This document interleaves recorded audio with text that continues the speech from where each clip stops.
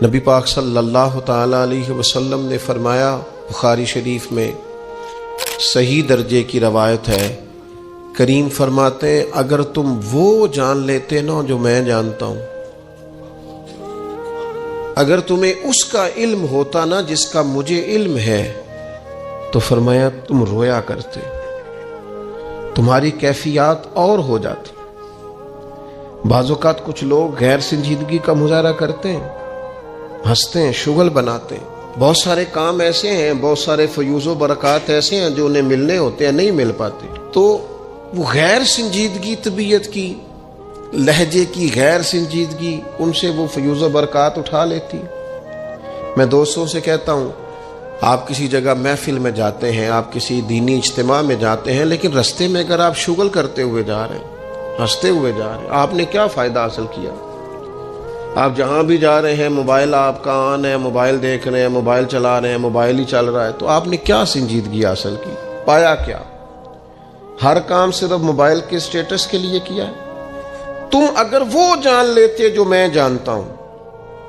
اصحاب صفا کے پاس قرآن مجید کی کوئی آیت تلاوت کی گئی تو وہ رونے لگے، صحابہ رو پڑتے تھے، اللہ کے خوف سے، خشیت سے رو پڑتے تھے۔ کوئی آیت تلاوت کی گئی، اصحاب صفا رو پڑے، ان کو روتا دیکھ کر حضور بھی آئے اور اللہ کے رسول کی آنکھوں میں بھی آنسو آئے، اور پھر اللہ کے حبیب علیہ السلام نے اس عمل کا اظہار فرمایا۔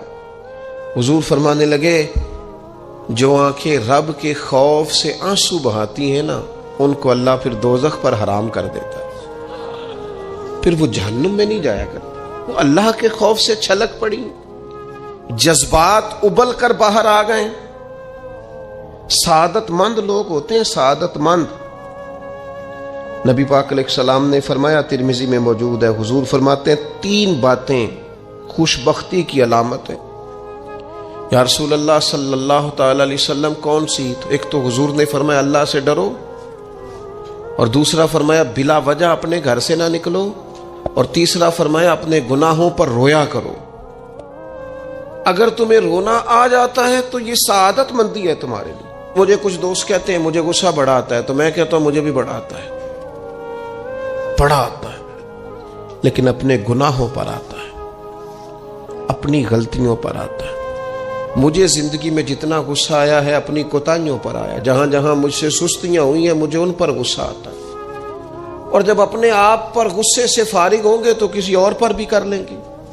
ابھی تو ڈھونڈتا پھرتا ہوں اے اقبال اپنے آپ کو، آپ ہی گویا مسافر، آپ ہی منزل ہوں میں۔ میرے عزیز، اگر انسان کو یہ سعادت مندی نصیب ہو جائے، وہ کبھی اپنے مالک کے خوف سے رو پڑے، کبھی اس کی محبت میں رو پڑے۔ مجھے بتائیں نا، بچہ جب رو ہی پڑتا ہے تو پھر اماں سارے کام چھوڑ کے متوجہ ہو جاتی۔ لوگ کہتے ہیں وہ میرے پاس آیا تھا تو بس رو ہی پڑا تھا، تو پھر میں کیا کرتا؟ وہ رو ہی پڑا ہے تو معاملہ ختم ہو گیا۔ بچے کی شدید غلطی پر اسے ڈانٹا تھا، پر وہ رو پڑا، نرم ہو گیا دل ماں کا، باپ کا، چچا کا، بڑوں کا، چونکہ وہ رو پڑا ہے۔ عزیز بھائی، جب تو بھی رب کی بارگاہ میں رو ہی پڑے گا نا، جب تو اس کی خشیت سے ٹوٹ ہی جائے گا نا، جب اس کے حضور آ کے عرض کرے گا نا، مالک میں کہاں جاؤں تیری بارگاہ میں نہ ہوں، کہاں جاؤں؟ اعلیٰ حضرت بریلوی رحمۃ اللہ علیہ کے والد تھے، بڑے درد سے دعا کرتے تو لوگ ان سے دعائیں کرایا کرتے تھے، اور عجیب سے نا دعا کے اندر محو ہو جاتے تھے۔ اپنے لفظوں میں بات کروں تو بڑی کھوب کے دعا کر دے سن، اے بعض بندے رٹیاں رٹائیاں دعاواں کر دیں، بس وہ ٹھیک ہے، ہاتھ اٹھا دیے، جو مولانا صاحب کہیں گے ہم بھی، وہ بڑے محو ہو کے دعا کرتے تھے۔ کسی نے ان سے کہا حضرت اتنی للہیت سے اور اتنی محویت سے اور اتنے ذوق سے دعا کیسے؟ فرمانے لگے میں نے اپنی بیوی سے طریقہ سیکھا ہے۔ سیکھنے والے سبھی جگہ سے سیکھتے، اپنے بچوں سے بھی سیکھ لیتے، اور جن کا خیال ہونا ہمارے پاس کل عقل آ گئی ہے، وہ بیچارے عقل کو خیر بات کہہ دیتے ہیں، جن کو سارا ہی پتہ ہے انہیں کچھ پتہ نہیں۔ کہتے بیوی سے سیکھا ہے دعا مانگنے کا طریقہ۔ حضرت وہ کیسے؟ فرمانے لگے اسے کوئی کام تھا مجھ سے، کوئی گھر کا خرچہ تھا، اس نے بتایا خرچہ، میں نے اسے کہا ابھی میرے پاس پیسے نہیں ہیں، آتے ہیں تو دوں گا۔ 2-4 دنوں کے بعد پھر اس نے کہا، میں نے کہا تھا گھر کے خرچے کے لیے کچھ پیسے، تو فرماتے ہیں میں نے کہا ابھی میرے پاس نہیں ہے، آتا ہوں تو دیتا۔ عورتوں کی عادت ہوتی ہے بار بار یاد کرانا، کہتے اس نے پھر یاد کرایا، وہ میں نے گزارش کی تھی کچھ پیسے چاہیے، فرماتے مجھے غصہ آ گیا۔ میں نے کہا تو کیا روز ایک ہی بات کرتی ہے، تجھے کہا ہے نا ابھی پیسے نہیں ہیں، آتے ہیں تو دے دوں گا۔ ہر روز یاد کرانے کا کیا مطلب ہے؟ ایک ہی بات کا رٹا لگایا، پیسے چاہیے پیسے، ٹھیک ہے خرچ ہے، آپ ٹھیک کہہ رہے، پر ابھی نہیں میرے پاس۔ کہتے میں نے ڈانٹ دیا۔ سعادت مند خاتون تھی، حوصلے سے ڈانٹ برداشت کی۔ تو کہنے لگی غلطی ہو گئی، مجھے نہیں بار بار کہنا چاہیے تھا، آپ تو ناراض ہی ہو گئے، لیکن ایک بات یہ کہنی تھی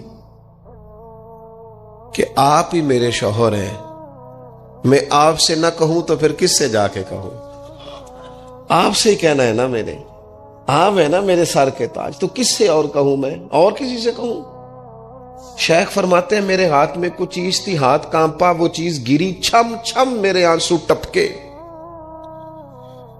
چھم چھم میں رو پڑا۔ تو خاتون کہنے لگی آپ کیوں روئے، کیا ہوا؟ تو فرمانے لگے مجھے تو رب سے مانگنے کا طریقہ تو نہیں سکھا دیا، جب میں اس کی بارگاہ میں عرض کروں گا نا مالک بڑے دروازوں پہ گیا ہوں کوئی نہیں میری سنتا، بڑے درد کے ساتھ میں نے کہا ہے پر فریاد کو کوئی نہیں پہنچا، اے اللہ تو ہی میرا رب ہے، پھر تجھے نہ کہوں تو کس کی بارگاہ میں جا کے کہوں؟ میں بیمار ہوں اور شفاؤں کے لیے ترس گیا ہوں، میں مقروض ہوں اور جان چھڑانے کے لیے ترس گیا ہوں، میں کمزور ہوں اور سعادت پانے کو ترس گیا ہوں، میں بے کیف ہوں اور سجدوں کی لذت کے لیے بے چین ہو گیا ہوں، میں بے کیف ہوں اور چاہتا ہوں میرا قرآن پاک کی تلاوت سے دل لگے، پر مالک جب توفیق تو دینے والا ہے تو پھر تجھ سے نہ کہوں تو میں کس سے جا کے کہوں؟ نبی پاک صلی اللہ تعالی علیہ وسلم نے فرمایا 2 آنکھیں دوزخ میں نہیں جائیں گی۔ یا رسول اللہ صلی اللہ علیہ وسلم اتنا کرم، وہ 2 آنکھیں کون سی ہیں؟ فرمایا ایک وہ جو اللہ کی راہ میں رات جاگتی رہی، کسی سرحد پر پہرا دیا، کوئی ڈیوٹی کی، کوئی خدمت کی راہ خدا میں، جو آنکھیں بیدار رہی راہ خدا میں دوزخ میں نہیں جائیں گی۔ اور دوسرا فرمایا جو رب کی یاد میں رو پڑی، جس سے خشیت آئی، جو ڈر گیا پر ڈرا اللہ کے لیے، آنسو فارسیل نہ ہو، کوئی اداکاری کا ماحول نہ بنائے، وہ اس طرح نہ ہو رو رو کے دعا، رکت انگیز دعا، اور فلاں کیا بات، فلاں کے بڑا رلایا اور فلاں میں بڑا درد تھا اور فلاں کے آنسو نکل آئے اور پیر صاحب قبلہ رو ہی پڑے۔ فارسیل نہ ہو چیزیں، اداکاری نہ ہو، اس کی طبیعت پر پورا اثر ہو۔ اور جب خشیت کے ساتھ وجود کانپتا ہے، وہ کسی نے کہا تھا کہ آنسو قربت کا سبب ہوتے ہیں، جب آپ کی روح کسی کی روح سے ملتی ہے تب آنسو نکلتے ہیں۔ جب تو اللہ سے پورا جڑ جاتا ہے نا، جب رسول کائنات کی بارگاہ سے تیری پوری توجہ لگ جاتی ہے، پھر آنسو بن کر دل تے پار پوے جس ویلے ادو پار بناون اکھیاں، تے بے درداں محبوباں دے سارے ناز اٹھاون اکھیاں۔ عزیز دوست، جب آپ پورے طور پر جڑ جاتے، او یارو کتنا روئے ہیں مسلمان اقوام متحدہ کے سامنے جا کے، کتنی قراردادیں پیش کی تم نے سلامتی کونسل میں، حتیٰ کہ مسلمانوں کے جو امیر ملک تھے ان کی تنظیمیں بنی، کوئی مسلمانوں کی داد رسی کو نہیں پہنچا۔ میری کو بہت لمبی عمر تو نہیں ہے، پر میں نے برما میں مسلمانوں کے کٹتے ہوئے حالات دیکھے، خبریں آئیں، ہم نے دیکھی کٹتے اور سسکتے مسلمان ہم نے دیکھے۔ ہم نے دیکھا لیبیا پہ حملہ ہوا اور ٹوٹ گیا سارا ملک۔ میں نے وہ منظر دیکھا جب غوث پاک کے بغداد میں بمب گرے۔ ہم نے وہ دور دیکھا جب کسی نے خبر دی کہ کربلا میں پھر سے کربلا برپا ہے۔ ہم نے وہ منظر دیکھا جب پتا چلا کہ پھر سے مولا علی کے نجف اشرف کو اجاڑا جا رہا ہے۔ ہم نے وہ سارے منظر بار بار دیکھے، بار بار سنے، اور اب تو شرم آتی ہے میرا دل کرتا ہے میں فلسطین کا نام نہ لیا کروں، شرم آتی۔ یہ کوئی ہماری تقریروں کے موضوع ہیں؟ یہ کوئی ہمارے کالم لکھنے کے عنوان ہے؟ یہ کوئی ہمارے موبائل پہ لگانے کے سٹیٹس ہے؟ یہ تو شرم سے مر جانے کا مقام ہے۔ یہ کوئی گردنیں اٹھا کے بات کرنے والی بات ہے؟ یہ موبائل پہ ایک دوسرے کو ویڈیو دکھانے کا منظر ہے؟ رمضانوں میں، شاموں میں اپنے اپنے بچوں کو سینوں سے لگا کے افطاریاں کرانے والوں اور بچوں سے پوچھنے والوں کہ پتر تو کی کھانا ہے، اس سے پوچھ لے اس کی مرضی کیا ہے۔ تمہیں پتہ ہے فلسطین کی بیٹیاں بھی سیدہ خدیجہ الکبریٰ کی بیٹیاں ہیں، وہ مومنوں کی مائیں ہیں تو ان کی بھی تو مائیں ہیں نا۔ فلسطین کی بہنیں بھی صبح قیامت حضرت فاطمہ کے پلو میں پناہ لیں گی۔ نبی پاک صلی اللہ تعالی علیہ وسلم نے فرمایا من اذا مسلمن فقد اذانی۔ میں کیسے وہ بات آپ کے دلوں تک اتاروں کہ حضور نے فرمایا جب میرے مسلمان کو تکلیف ہوتی ہے تو مجھے تکلیف ہوتی ہے، مجھے درد ہوتا ہے۔ اس رسول کی امت جو کافروں کی رسیاں زور سے باندھی جائیں تو حضور فرمائیں ڈھیلی کر دو، یہ ہائے ہائے کرتے ہیں تو مجھے نیند نہیں آتی۔ اگر بدر میں قیدی بنا کے لایا گیا کافر ہائے ہائے کرے تو حضور کو نیند نہیں آتی، تو مجھے بتاؤ کہ فلسطین کی بیٹیاں ہائے ہائے کرتی ہیں تو گنبد خضرا میں محبوب کو آرام ہے؟ میرے عزیز، بے حسی کی زندگی، چھوٹے موٹے بیانات، تو بھی کہہ دے تھوڑا سا فلانے کا بیان نہیں آیا، کیا کرنا ہے بیان دے کے؟ کیا بات کرنی ہے تذکرہ کر کے؟ دوستو آؤ، رو کے دیکھ لیا ساری دنیا کے سامنے، کچھ رب کے سامنے رو کے نہ دیکھ لیں؟ اب اسے کہے نا، اب حضور کی بارگاہ میں عرض کر کے نہ دیکھ لے کہ تجھ سے فریاد ہے اے گنبد خضرا والے، اب کعبے والوں کو ستاتے ہیں کلیسا والے، اور کی اگر تو نے دل مسلم کی دل جوئی نہیں، پھر ہمیں تانا دیں گے بت کے مسلم کا خدا کوئی نہیں۔ اب اللہ رسول کی بارگاہ کی طرف رجوع نہ کر لیں، اب چھوڑ نہ دیں سیاستدانوں کے گلے، اب چھوڑ نہ دیں دنیا اقوام متحدہ کی بات اور سلامتی کونسل کی بات، اب اپنے اللہ کی جانب رجوع نہ کریں۔ دیکھو نا، نبی پاک صلی اللہ تعالی علیہ وسلم نے ہمیں فرمایا تمہارے آنسو قدر والے ہیں، رب رسول کی بارگاہ میں بہانا، ان کو ضائع نہ کرنا۔ عزیز بھائیو، یہ آنسو جو اللہ رسول کی بارگاہ کی طرف بہتے ہیں، یہ اللہ کی رحمت کو متوجہ کرتے ہیں، یہ مالک کریم کے کرم کو مائل کرتے ہیں۔ ہمارا مسلح آباد ہونا چاہیے۔ وہ مجھے ایک دوست کہنے لگے صرف دعا کریں فلسطین کے لیے، آپ نے کہا جم کے دعا کریں، صرف دعا کرنے سے کیا ہوتا ہے؟ میں نے کہا دعا کرنے سے پہاڑ ہل جاتے ہیں اپنی جگہ سے۔ میرے رسول پاک رات کو دعا کریں تو صبح فاروق اعظم جیسے لوگ آ جاتے ہیں دین اسلام۔ نبی پاک علیہ السلام رات دعا کریں نا، دعا، اور بدر کی رات حضور دعا کریں تو اللہ 7,000 فرشتوں کو بھیج دیتا ہے مسلمانوں کی مدد کے لیے۔ صحابہ فرماتے ہیں میدان بدر میں ہم کسی کو قتل کرنا چاہتے تھے لیکن اس کی گردن پہلے سے کٹ کے گر جاتی تھی، فرشتے آئے ہوئے تھے۔ آج ہمارے ساتھ اللہ کی مدد ناراض ہو گئی ہے، ہم سے رب کی مدد ناراض ہے۔ ہماری مجموعی غلطیاں، قومی کوتاہیاں، بددیانتیاں، رشوت خوریاں، ہمارے جھوٹ، ہماری بد اخلاقیاں، مجموعی طور پر سوسائٹی کی مادہ پرستی، اخلاقی رویوں کی گراوٹ، لوٹنا، اپنا حصہ وصول کرنا، جگہ جگہ پہ کمیشن مقرر کرنے، ہر شخص کا ذات کے لیے سوچنا، اللہ کی مدد پھر روٹھ جایا کرتی ہے، ناراض ہو جایا کرتی ہے۔ سب سے ضروری کام یہ ہے، سب سے ضروری کام کہ اللہ کی مدد شامل ہو۔ سب سے، ایک صحابی تھے، ایک جگہ انہیں شہید کیا جا رہا تھا تو کافر چاہتے تھے کہ ہم ان کی لاش کو معاذ اللہ ثم معاذ اللہ بے حرمتی کریں۔ انہوں نے عرض کی مالک تو میرا مددگار ہے، اس بیابان جنگل میں میری مدد کرنا۔ شہد کی مکھیاں آ گئیں، ان کے پورے وجود کو چھپا لیا، کوئی چیز قریب آئی نہیں. اور لوگ کہتے ہیں مکھی اٹھ کے بیٹھے تو زخمی کر دیتی ہے، لیکن وہ اٹھ کے گئی تو وجود پہلے سے زیادہ تر و تازہ تھا. اللہ نے محفوظ کر لیا وجود ان لوگوں کا، اللہ نے حفاظت فرمائی. اللہ کی مدد شامل تھی، اللہ کی مدد.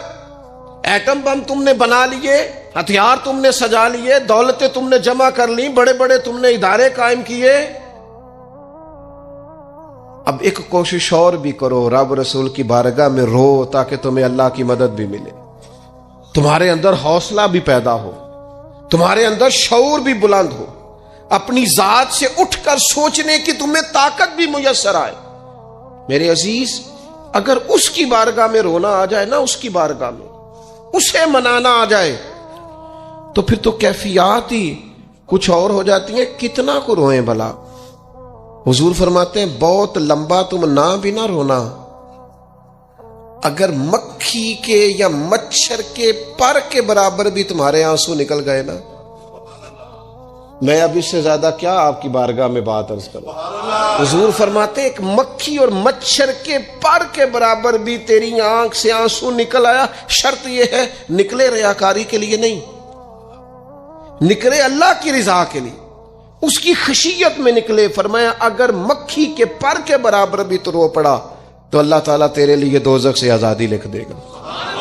اور نبی پاک صلی اللہ تعالی علیہ وسلم نے بیان فرمایا ہے، حضور فرماتے جو اللہ کے خوف سے رو پڑے نا، جس طرح بھینس بکری گائے کے تھنوں سے نکلا ہوا دودھ دوبارہ تھنوں میں نہیں نہ جاتا، اسی طرح جو رب کی یاد میں رو پڑے وہ دوزخ میں نہیں جاتا. یہ مثال دیکھیں کیسی دی حضور نے سمجھانے کی. اگر کبھی رونا آئے اس کے لیے تنہائی کا انتخاب کریں، مجمع میں نہیں. ایک بندے کو حضرت عمر نے مجمع میں روتا دیکھا تو فرمایا یہ کام تو اکیلے میں کرتا، تیرے لیے برکت والا ہوتا، تیرے آنسو نکلے، تیرے رخساروں پہ بہیں. اور شیر خدا تو شیر ہے نا. حضرت مولا علی شیر خدا فرماتے ہیں اگر تیری آنکھوں سے کبھی آنسو نکلے نا اللہ کی یاد میں، حضور کی محبت میں، تو فرمایا ان آنسوؤں کو پوچھنا نا، ان کو چہرے سے صاف نہ کرنا. یہ تو آنسو اس قابل ہیں کہ تیرے رخساروں پہ رہیں، یہ تو روشنی ہے تیرے چہرے کی، ان کو پوچھنا نا. حضرت علی رضی اللہ تعالیٰ عنہ نصیحت کرتے ہیں انہیں رہنے دے، یہ آنسو بڑا قیمتی ہے، یہ نکلا تیری آنکھ سے ہے پر کسی کا ہو کے نکلا ہے، نکلا تیری آنکھ سے ہے پر کسی کے لیے نکلا، نکلا تیری آنکھ سے ہے پر اس نے تجھے بتایا ہے کہ تیرے وجود میں، تیری دھڑکنوں میں، تیرے جذبات میں کسی اور کا بھی حصہ ہے. یہ رب رسول کی رضا کے لیے چھلکا ہے. وہ حضرت شیخ سعدی رحمت اللہ تعالی علیہ آپ مہمان نواز بڑے تھے. حضرت سعدی کچھ لوگ نا بڑے مہمان، سارا دن یہی سوچتے رہتے ہیں کسی کو کھلانا کیسے ہے جی، دنیا آوے کھا کھا جاوے تے راضی ہووے بلا. تو حضرت سعدی مہمان نواز بڑے تھے تو قرضہ چڑھ گیا. قرضہ صرف مہمانوں کو کھانا کھلانے کا ہی تھا.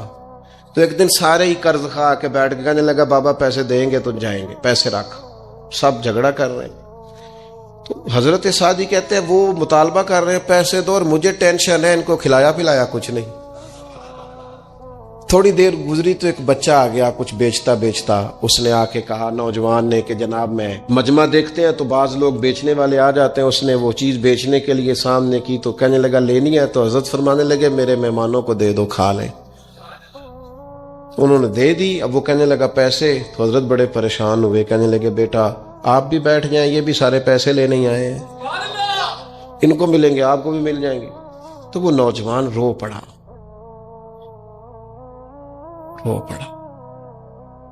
کہنے لگا حضرت صاحب میں تو یتیم ہوں، بہنیں اور ماں انتظار کر رہی ہیں. حضرت بڑے پریشان ہو، یہ کیا ہو گیا؟ فٹافٹ سوچنے لگے کہیں سے بندوبست ہو اور اس کو میں فارغ کروں. وہیں بیٹھے تھے کہ ایک عقیدت مند نذرانہ لے کے آیا. ڈھیر سارا نذرانہ پیش کیا. حضور میرا دل کرتا ہے، اور حضور کا فرمان ہے جو بن مانگے ملے وہ اللہ کی طرف سے، اسے قبول کرو جو بغیر چاہت کے آئے. تو اس نے نظر پیش کی تو وہ ڈھیر سارا نذرانہ تھا. حضرت نے جن کے پیسے دینے تھے سب کو دیے، اس کو بھی دیے. سب قرضے ادا کر کے بھی تھوڑے سے بچ گئے. تو ایک بندہ صاحب دل تھا، کہنے لگا حضرت ہم بڑے دنوں سے آ رہے تھے، پیسے نہیں مل رہے تھے، آج کیسے مل گئے؟ فرمانے لگے تم میں کوئی رونے والا کوئی نہیں تھا. ایک بھی رونے والا ہو تو باقیوں کا کام بھی سنو نا. حدیث ہے بہقی شریف میں, حضرت حیثم بن مالک رضی اللہ تعالیٰ عنہ فرماتے ہیں نبی پاک علیہ السلام خطبہ دے رہے تھے, تقریر فرما رہے تھے, حضور کی باتیں دلوں کے میل کچیل اتارتی چلی جا رہی تھی. فرماتے ایک شخص نبی پاک علیہ السلام کے سامنے بیٹھ کر حضور کی گفتگو سن رہے تھے, وہ رو پڑے. ساری گفتگو چھوڑ کے نبی پاک صلی اللہ تعالی علیہ وسلم کی توجہ اس شخص کی طرف ہو گئی. ہوا کیا ہے؟ وہ تقریر سنتے, بات سنتے بس رو پڑے. تو نبی پاک علیہ الصلوۃ والسلام فرمانے لگے آج اگر وہ سارے مومن بھی یہاں موجود ہوتے جن کے گناہ پہاڑوں کے برابر وزنی ہوتے تو اس ایک بندے کے رونے کی وجہ سے اللہ سب کی بخشش فرما دیتا. اور نبی پاک علیہ الصلوۃ والسلام فرمانے لگے یہ رویا ہے تو اس کے رونے پر فرشتے بھی روئے ہیں, اور فرشتے دعا کر رہے ہیں کہ اے اللہ یہ جو نہیں روتے نا ان کے حق میں ان کی سفارش قبول کر لے جو تیری بارگاہ میں روتے ہیں, جو تیرے حضور عرض گزار ہوتے ہیں ان کی سفارش قبول کر لے, ان کے حق میں قبول کر لے.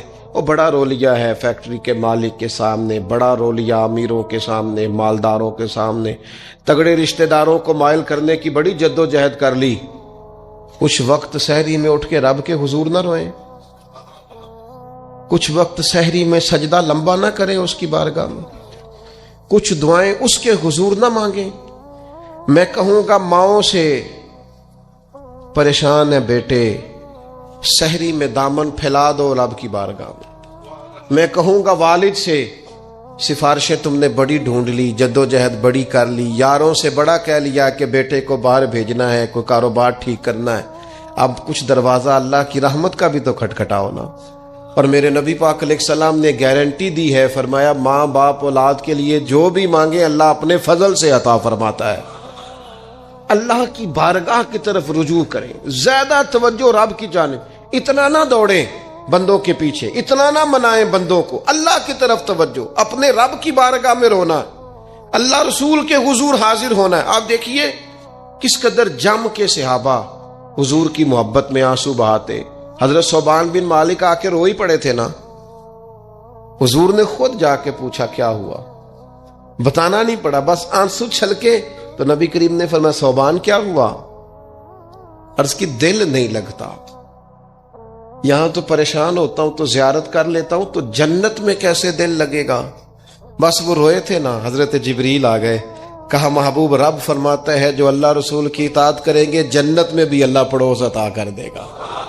رو پڑے تو جنت تک بات چلی گئی, رو پڑے تو میرے عزیز یہ تو ہے نا عام آدمی کا رونا, صحابہ کا رونا. اور اگر آنسو نبی پاک کے نکل آئے تو صحیح مسلم میں, صحیح بخاری میں حدیث ہے,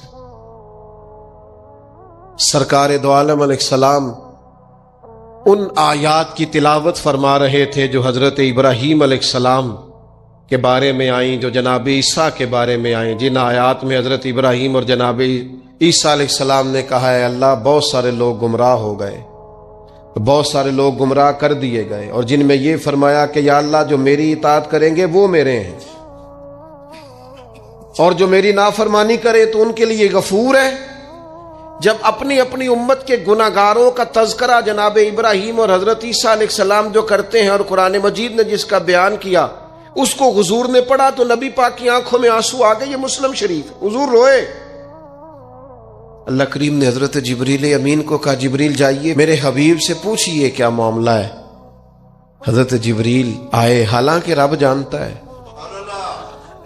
آ کے عرض کی یا رسول اللہ رب فرماتا ہے آپ رو رہے ہیں, تو کہا جبریل امت کے لیے رو رہا ہوں. آپ کی توجہ ہے میری بات؟ حضور امت کے لیے روتے ہیں نا, اللہ کرے امتی بھی کبھی نبی کے لیے روئے. کہا امت کے لیے رو رہا ہوں. تو حضرت جبریل امین علیہ السلام دوبارہ عرض گزار ہوئے مالک آپ کے حبیب امت کے لیے رو رہے ہیں. تو فرمایا میرے حبیب سے کہہ دے وَلَسَوْفَ يُؤْتِيكَ رَبُّكَ فَتَرْضَىٰ, آپ کا رب آپ کو اتنا دے گا کہ آپ اپنے رب سے راضی ہو جائیں گے. اللہ آپ کو راضی کر دے گا. محبوب امت کے بارے میں پریشان نہیں کرے گا. اپنی تنہائی کو آباد کریں, اکیلے میں اللہ اللہ کریں، تلاوت کلام مجید کا اس طرح کا ذوق ہو۔ حضرت عمر سنا کرتے تھے تو رو پڑا کرتے تھے۔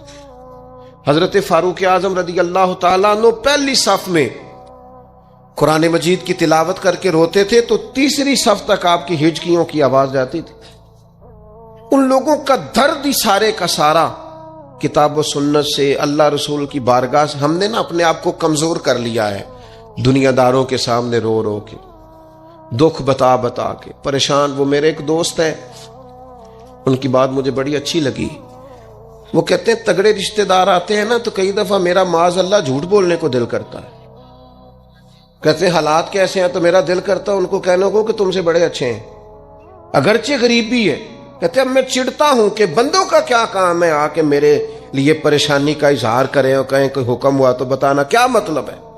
وہ کوئی شاعر تھا نا، تو کوئی بندہ 5 روپے پھینک گیا اس کو، اس نے کہا جی آپ کو ضرورت ہوگی، تو بڑا دانشور آدمی تھا، اس نے کہا اٹھ اپنے پیسے لے جا، مجھے ضرورت ہوگی تو اللہ رسول سے مانگ لوں گا۔ اس نے کہا یہ آرزوئے طلب اور میں آپ سے کروں، تیرے جیسے بندے اب مجھے دیں گے؟ یہ آرزوئے طلب اور میں آپ سے کروں، یہ بھیک اس کو دیجئے جس کا خدا نہ ہو۔ میں رب رسول کی بارگاہ میں رو لوں گا، مجھے اللہ کی بارگاہ سے ملے۔ کتنا ملے گا؟ وَيَرْزُقْهُ مِنْ حَيْثُ لَا يَحْتَسِبُ، اتنا ملے گا کہ بندے کا گمان بھی نہیں ہوگا۔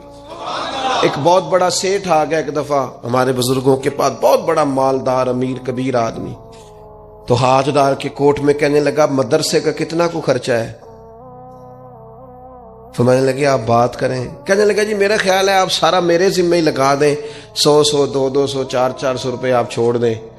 تو فرمانے لگے آپ دیں گے پھر حساب بھی کریں گے، ہمیں وہ رب دیتا ہے جو بے حساب ہی دیتا ہے اور حساب کی رسوائی بھی نہیں ڈالتا، لہذا آپ کا جو انداز ہے وہ بتاتا ہے کہ آپ کے لہجے میں وہ والا انداز۔ وہ کچھ لوگ آ کے نا جی وہ کہتے ہیں جی کسی کو پیسے لگن والے نے سانو دسو اسی لا دئیے، میں کہ تسی کدھر اور ہی لا لو۔ اگر آپ کو کسی پر اعتماد ہی نہیں ہے، آپ کا لہجہ ہی کچھ اور طرح کا ہے، تو اس کا معنی کیا ہے؟ میرے عزیز، لوگ تو تھوڑا دیتے ہیں تو پریشان کرتے ہیں، اس رب کی طرف رجوع کریں جو اتنا دیتا ہے کہ بندے لے لے کے ہی تھکتے ہیں، وہ دے کے نہیں تھکتا۔ اللہ کے حضور اپنے آنسو بہائیں، کچھ وقت عبادات کے لیے رکھیں۔ آپ جتنے بھی انبیاء کے تذکرے پر، حضرت شعیب علیہ السلام بڑا ہی رویا کرتے تھے۔ اللہ کریم نے پوچھا جنت کے لیے روتے ہو کہ دوزخ کے خوف سے؟ کہا مالک میں تو تیرے لیے روتا ہوں، تیری چاہت میں روتا ہوں، تیرے لیے آنسو بہاتا ہوں۔ میرے عزیز، انبیاء ہوں، صلحاء ہوں، اتقیاء ہوں، صحابہ ہوں، اہل بیت ہوں، جم کے آنسو بہے۔ جنہیں رونا آ گیا نا انہیں منانا آ گیا، جنہیں رونا آ گیا ان پہ رحم آ گیا، جن کی آنکھیں چھلک پڑیں وہ محبوب کو پا گئے۔ شرط یہ ہے کہ تنہائی ہو، بندہ اکیلا ہو، رج روئے پر روئے اللہ رسول کے لیے، ان کی بارگاہ میں روئے۔ باہر تو نکلے تو پھر تو منہ دھو کے نکلے نا، آنسو بندوں کو نہیں دکھانے، آنسو اللہ رسول کو۔ میری آپ سے درد سے گزارش ہے، میں نے جیسے کہا نا دعائیں بڑا انقلاب برپا کرتی ہیں، ایک رات صرف میرے کہنے پر 2 رکعتیں نماز پڑھیں، پھر استغفار پڑھیں 70 بار، پھر اتنا ہی حضور کی بارگاہ میں درود و سلام عرض کریں، پھر رج کے روئیں، اللہ سے عرض کریں اللہ اس وطن کے حالات بھی بدل دے، اللہ امت کے لیے بھی آسانی کر دے، اللہ تعالیٰ فلسطین کے مسلمانوں کے لیے خیر فرما دے۔ ہم اگر اجتماعی طور پر اور انفرادی طور پر اپنے رب کی بارگاہ میں دعاؤں کا رشتہ مضبوط کریں گے نا تو بڑا ہی کریم ہے۔ جب اتنے سارے لوگوں کے ہاتھ اٹھتے ہیں نا، میں یہاں بھی کئی دفعہ لمبی دعا کرتا ہوں جمعے کے بعد، سوچتا یہ ہوں اتنا بڑا مجمع ہے، ہزاروں لوگ ہیں، تو ہو سکتا ہے کسی ایک نیک آدمی کی آمین سے کئیوں کا بھلا ہو جائے، کئیوں کے۔ تو جم کے دعائیں کریں، اپنا رشتہ اپنے رب سے مضبوط کریں۔ اقبال کہتے ہیں خیرت نے کہہ بھی دیا لا الہ الا اللہ تو کیا حاصل، دل و نگاہ اگر مسلمان نہیں، دل و نگاہ اگر دل و نگاہ، دل اور آنکھ، دل و نگاہ اگر مسلمان نہیں تو پھر کچھ بھی نہیں۔ دل سے پوچھ وہ مومن ہے کہ نہیں، تیری پیشانی تو اللہ کی بارگاہ میں جھکتی ہے، تیرا وجود تو جھکتا ہے، دل سے پوچھ اس کا کیا حال ہے۔ یہ تعصبات ان کو پھیلایا جاتا ہے، اس پر محنت کی جاتی ہے. ہم گروہ پرست ہوتے جا رہے ہیں معاذ اللہ حق پرست ہونے کی بجائے. ہمیں گروہ میں نہیں بٹنا، ہمیں حق دیکھنا ہے کدھر ہے، حق کا سفر کرنا ہے. قرآن مجید سورۃ المائدہ آیت نمبر 8 اللہ کریم نے فرمایا یا ایھا الذین آمنوا کونوا قوامین للہ شہداء بالقسط. اے ایمان والو اللہ کے حکم پر خوب قائم ہو جاؤ اور انصاف کے ساتھ گواہی دو. اللہ کے لیے قائم ہو جاؤ، کھڑے ہو جاؤ، انصاف کے ساتھ گواہی دو. قرآن مجید کا انداز دیکھیے گا سمجھانے کا. فرمایا وَلَا يَجْرِمَنَّكُمْ شَنَآنُ قَوْمٍ عَلَىٰ أَلَّا تَعْدِلُوا. کسی قوم کی دشمنی تمہیں وہاں نہ لے آئے کہ تم انصاف چھوڑ دو. دشمنی اختلاف اپنی جگہ پہ اور انصاف اپنی جگہ پہ. سامنے دشمن بھی ہو تو کرنا تم نے انصاف ہی ہے. جب ترازو پکڑنا ہے تو تولنا تم نے. یہ میرے رب کا ارشاد ہے، یہ قرآن پاک ہے. کسی قوم کی دشمنی تمہیں انصاف سے نہ روک دے. اعدلوا، عدل کرو. واقرب للتقوی، یہ پرہیزگاری کے زیادہ قریب ہے. نماز، روزہ، حج، زکوٰۃ یہ تو عبادت ہے، لیکن پرہیزگاری کیا ہے کہ تم عدل کرو، انصاف والے ہو جاؤ، ترازو صحیح کرو. واتقوا اللہ، اللہ سے ڈرو. ان اللہ خبیر بما تعملون، بے شک اللہ کو تمہارے کاموں کی خبر ہے. اللہ کو پتہ ہے. کسی کو پتہ نہ بھی ہو تو اللہ کو پتہ ہے کہ تم فیصلے اپنی جماعت دیکھ کے، گروپ دیکھ کے کرتے ہو. ہمیں نہ پوری طرح قائل کیا گیا. نہیں ہم نے دیکھنا ہوتا کہ سچ کدھر ہے، نہیں ہم نے غور کرنا ہوتا کہ حقیقت کیا ہے. بس یہ کہ بات میری برادری کی ہے، بات میرے قبیلے کی ہے. یہ ہمارے دیہاتوں میں یہ ہوتا تھا کہ وہ جو لڑائی ہوگی نکلو جی نکلو. نکل گئے، ڈنڈے اٹھا لیے، پکڑ لا اسلحہ، پہنچ گئے، لڑنا شروع کر دیا. جا کے پوچھا بھی نہیں کہ بھئی ہمارے لڑکے کی غلطی ہے کہ سامنے والے کی غلطی ہے. وہ جی ہم نے نا غلطی کسی کی بھی ہو ہم نے تو سپورٹ کرنی ہے، وہ ہمارا لڑکا لڑ پڑا ہے. بھئی آپ پہلے پوچھیں، آپ پہلے اس پر غور کریں حق کدھر ہے. اس عصبیت سے بچیں. نبی پاک صلی اللہ علیہ وسلم نے فرمایا جس نے کسی کو کسی گروہ کے نام پہ بلایا اس نے جاہلیت کے لیے بلایا ہے. وہ جاہلانہ لڑائی لڑ رہا ہے جو عصبیت پہ، گروپ پہ، برادری کے نام پر آگے نکلا ہوا. اب تو پیران عظام، مذہبی جماعتیں وہ کہتی ہیں صرف ہم ٹھیک ہیں. نہ کریں یار، آپ امت میں نئی امت تو نہ قائم کریں. ان کو رسول اللہ کا غلام بنائیں. ان کو آپ مختلف جگہوں پہ نہ تقسیم کریں. آپ اہل حق صحیح العقیدہ لوگ، خدا را اپنے ذہن کو بڑا کریں، وسعت سوچوں میں لائیں. گروہ بندی کی سوچ پیدا کرنا، سطحی سوچ پیدا کرنا. میں سوچوں کے لحاظ سے انقلابی لوگوں کے پاس اٹھتا بیٹھتا رہا ہوں تو بعض مثالیں بھی پنجاب کی مجھے تکلیف دیتی ہیں. ایک صاحب نے ایک دفعہ میرے سامنے کہہ دیا کہ برادری تو سپاں نوں بھی پیاری ہوندی. میں کہتا مطلب ہے سپاں والا کام میں کیا مطلب سطحی سوچ آپ نے پیدا کی ہوئی. ابھی بھی یہ رٹا ہے. یہ جو گروہی تعصبات ہیں نا، یہ تو بندے کو حق سے دور لے جاتے ہیں. گروہی تعصب، گروہ کا تعصب یہ تو حق سے دور لے جاتا ہے. میرے عزیزو، تعصبات سے اوپر اٹھ کے دیکھیں. خیر اور جگہ پہ بھی ہیں. میں نے وہ لوگ بھی دیکھے ہیں جن کو اہل بندہ نظر آیا تو انہوں نے عہدہ ہی چھوڑ دیا. ہم اپنی ذات کے چنگل میں اتنا پھنس کے رہ گئے. مجھے پوچھا جائے، مجھے گنا جائے، میری بات کی جائے، آپ کچھ نہیں کر سکیں گے. اس لیے کہ آپ ذات کی جنگ لڑ رہے ہیں. آپ جب تک نظریات کی جنگ نہیں لڑتے، یہاں سے اوپر اٹھ کر بات نہیں کرتے، آپ کوئی کام نہیں کر سکتے. سوال ہی پیدا نہیں ہوتا، اس لیے کہ سوچ ہی چھوٹی ہو گئی. گروہی تعصبات سے نکل کر جب آپ کو حق آ جائے پھر اس کو قبول کریں. پھر نہ آپ کا منصب آپ کو روکے. حضرت ابی بن کعب رضی اللہ تعالیٰ عنہ نے امیر المومنین سیدنا فاروق اعظم پہ مقدمہ کر دیا تھا. عدالت تھی، جج تھے حضرت زید بن ثابت. حضرت عمر پہنچے، حضرت زید بن ثابت اٹھ کے کھڑے ہوئے، جگہ خالی کا. امیر المومنین بیٹھ جائیے. آپ فرمانے لگے زید یہ تم نے ناانصافی کی. ہم دونوں آئے تھے مقدمہ لے کے، یا تو دونوں کے لیے جگہ بناتے، تم نے ٹھیک نہیں کیا. پھر بات ذرا آگے بڑھی. حضرت ابی بن کعب نے مطالبہ کیا کہ حضرت عمر فلاں بات پہ قسم اٹھائیں. تو حضرت زید بن ثابت جاج تھے، کہنے لگے آپ امیر المومنین سے یہ مطالبہ کر رہے ہیں؟ تو حضرت عمر فاروق کہنے لگے زید آپ اس مقدمے کا فیصلہ کر لیں، اس کے بعد میں آپ کو فارغ کر دوں گا۔ آپ مجھے امیر المومنین کہہ رہے ہیں، اور امیر المومنین کہہ کہ آپ یک طرفہ ہو رہے ہیں، اور جو آدمی انصاف لینے آپ کے دروازے پہ آیا ہوا ہے، اس ملک کا مسئلہ کیا ہے؟ اس ملک کا مسئلہ غریبی نہیں، میرے وطن کا مسئلہ یہ ہے کہ امیر غریب کے لیے قانون الگ الگ ہے۔ یہاں 11 سال 12 سال ایک شخص جیل میں رہ کے آتا ہے، لیکن بعد میں پتہ چلتا ہے وہ تو بے گناہ تھا، اس کے 11 سال کون واپس کرے گا؟ اس کے 20 سال زندگی کے جو سلاخوں کے پیچھے کٹ گئے کون واپس کرے گا؟ اور امیر آدمی وہ تو قبل از گرفتاری ضمانت کرا لیتا ہے، ان کے پاس تو بڑے بڑے ایشو ہیں، بڑے بڑے وکیل ہیں، بڑے بڑے ڈاکٹروں کی ان کے پاس رپورٹیں ہیں، وہ تو سارا کچھ کر سکتے ہیں، کوئی ہے ہی نہیں ان کو روکنے والا۔ میرے عزیزو آپ سمجھے میری بات کو، حضرت عمر فاروق فرمانے لگے یہ فیصلہ کر لیں، اس لیے کہ حضرت عمر اگر صرف اپنا سوچتے تو نظریہ نہیں بچتا تھا۔ جناب عمر رضی اللہ تعالیٰ عنہ نے نا صرف اپنا نہیں سوچا، انہوں نے کہا کہ سچ کو فروغ دیا جائے، ذات سے نکلا جائے۔